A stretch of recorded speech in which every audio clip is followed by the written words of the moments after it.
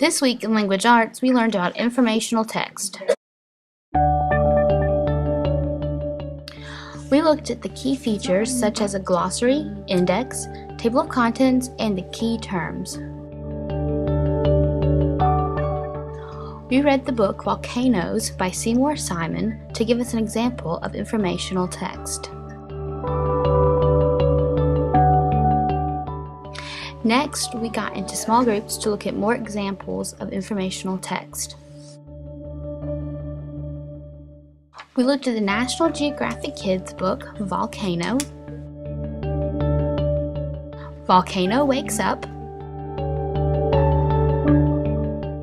And the magic school bus blows its top.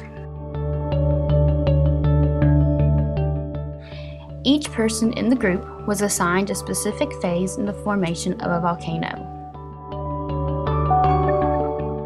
Each group then created their own informational book on volcanoes, including the key features. Now give yourselves a big pat on the back because you are all accomplished authors. Now it's time to review. The bolded words found in the text are called the key terms. Good job! Where do you go in a book to find a specific topic? The index. Great job! If you do not know the meaning of a key term, where do you look? The glossary. Last question.